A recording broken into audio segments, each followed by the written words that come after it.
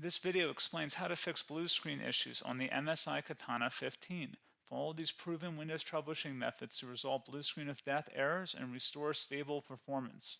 So whether you're performing updates, you're getting an IRQR not less or equal message, K-mode exception not handled, kernel data in-page error, a lot of errors pertain to this problem, and we're going to go ahead and jump into what should hopefully be a pretty straightforward process, guys, and we're going to go ahead and jump right into it.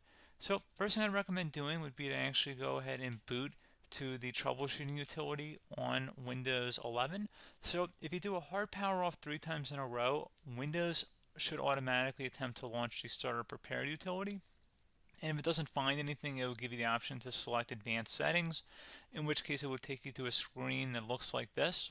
Now, if it does not take you to a screen that looks like this, or you're unable to get to that, you can also download the Windows 10 Media Creation Utility, or Windows 11. They probably will make a creation utility for Windows 11 at some point. And it doesn't really matter, you can actually run the Windows 10 utility on Windows 11 as far as I'm aware. And you should be able to run the troubleshooting utilities built in within it. So you just would go ahead and download it to an ISO file and then burn it to a DVD or USB. It'd have to be about 4 gigabytes or more. It couldn't be a small USB flash drive, and it couldn't be a CD. It'd have to be a DVD. And then you boot your computer from it.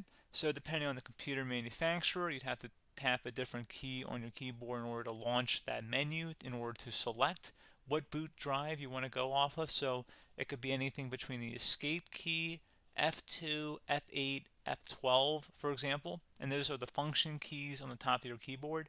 So you may have to just do a little bit of trial and error. Shouldn't take you more than a couple minutes. Googling it would probably be best before you even begin. But anyway, we're ready to go ahead and jump right into it. So we're on the choose an option page. So these will look very similar whether you're booting from it directly within Windows itself, or if you're plugged in a USB flash drive with the media creation utility installed and you selected the recovery option. So when you are setting up your Windows 11 installation or Windows 10, depending on the drive you're using, there should be an option to repair your computer in the bottom left corner of the dialog window, one of the first screens that comes up.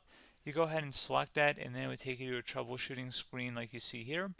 And you want to go ahead and select troubleshoot, reset your PC, or see advanced options. And then there are going to be a whole bunch of options in here that we're going to explore in today's video. The first one, we're going to actually go underneath advanced options and then select startup prepare, fix problems that keep Windows from loading. So go ahead and select that first.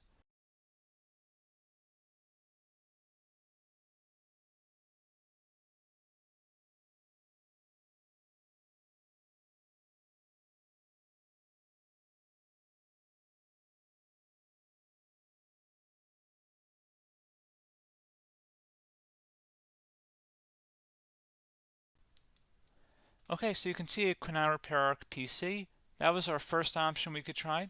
Something else, if we go back into advanced options here and then select troubleshoot, we're going to go underneath advanced options again. You can go ahead and actually access safe mode by selecting startup settings. And then if you select the restart button, you have the option on the screen select safe mode with networking, which will give you a key on the screen. It'll tell you which key to press to enter that. I believe it's the F7 key. It'll do that for you. I'm not going to go over that in today's tutorial because I don't really want to go into safe mode, but you're more than welcome to attempt that by going into here and then selecting restart. Again, it'll launch another screen. It'll say what key do you want to press, and it'll give you like 7 or 8 different options, and you want to select safe mode with networking.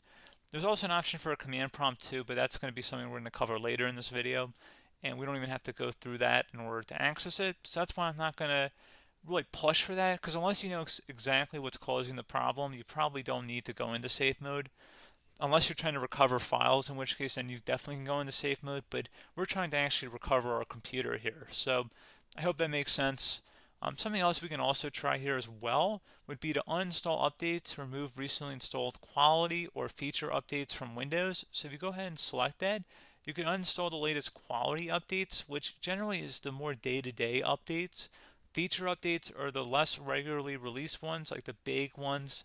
I would equate it to service packs in like Windows 7 and Windows Vista and Windows XP. So larger updates that occur once or twice a year at most.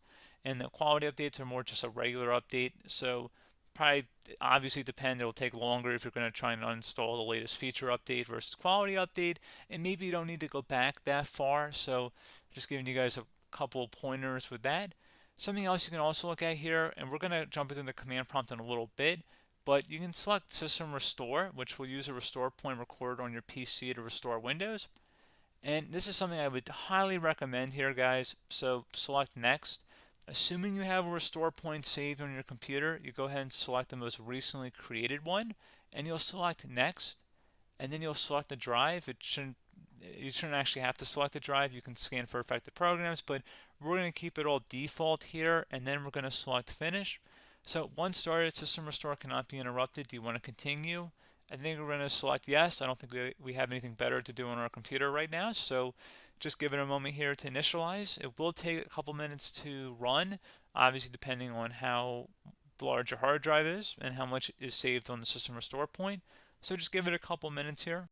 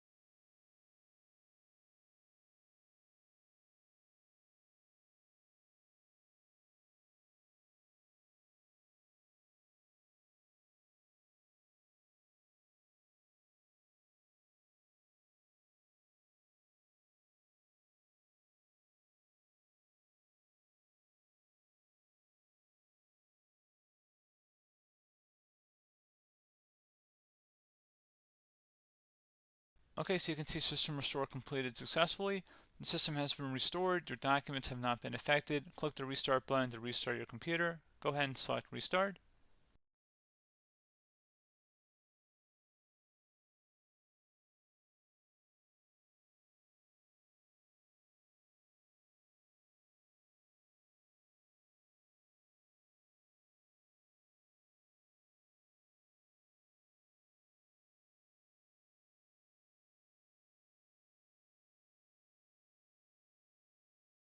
Okay, so you can see the system has been restored successfully.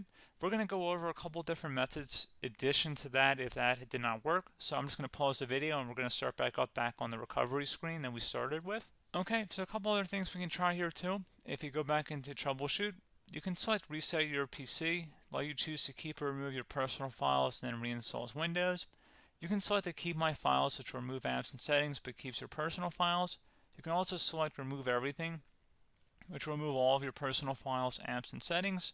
So this is more of a factory reset, the second option here. First option, it should not delete all of your personal files. However, it will pretty much clear most of your programs, and keep in mind, there's no guarantee that your information, number one, is even still available and easily recoverable on your computer, to the point that you actually would be able to recover anything. And the second point is that there's always a chance that it won't actually recover and it will just do a factory reset anyway. So there's no guarantee that actually would keep your files anyway. So I would recommend trying to get a recovery tool and backing that up first before selecting it anyway. But again, those are a couple of different options. And then something else you can try here, if you go back to the choose an option. Another option, if you go underneath choose an option and select troubleshoot, advanced options, and now select where it says command prompt.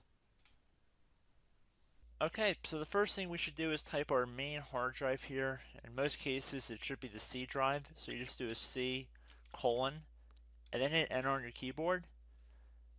So once you're underneath the C drive, we're going to type in dir and then hit enter on your keyboard. It should have program files, users, and Windows all in there. That's how you know you're in the right directory.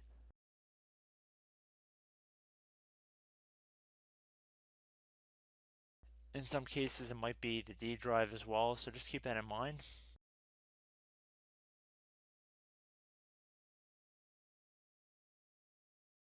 Next thing we're going to do is type in cd space /Windows /system32 /config, and then you're going to hit enter on your keyboard.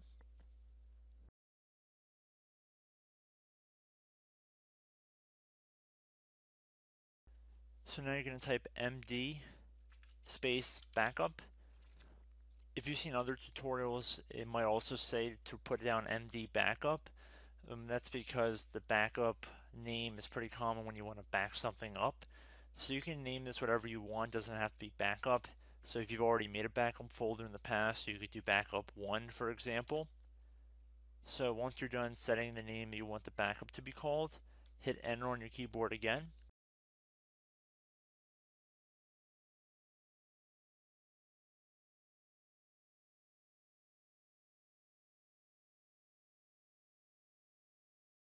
At this point you want to type copy, C-O-P-Y, space, then you want to do the star symbol above the 8 key, then do a period or a dot, whatever you want to call it, then another star sign, and then another space, and then type backup, and then hit enter on your keyboard.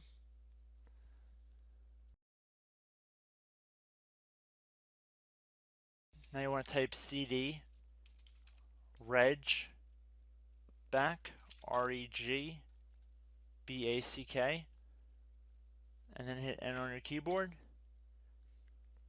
So now that we are under the reg back, so now you want to type dir again, and then hit enter.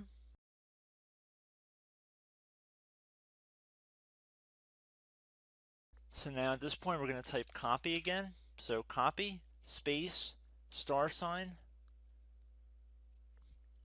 dot, another star sign, space, and then 2 dots. So we're going to type copy, space, star sign, dot, sign, star sign, dot, dot, and then hit enter on your keyboard again. So for overwrite, you want to overwrite all. So type A on your keyboard, so capital A, and then hit enter on your keyboard.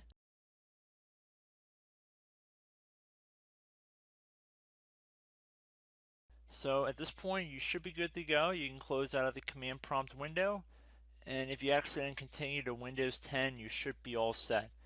So I hope one of these 3 or 4 different methods we went through in this tutorial helped you guys out. Again, I'm not sure if you guys heard me earlier, but try to go back into your safe mode if possible and uninstall any programs you know might be conflicting with the Windows startup if you can get into safe mode. So just keep that in mind. Something very simple like that could be blocking up everything. So again, I hope this tutorial helped you guys out, and I will catch you in the next tutorial. Goodbye.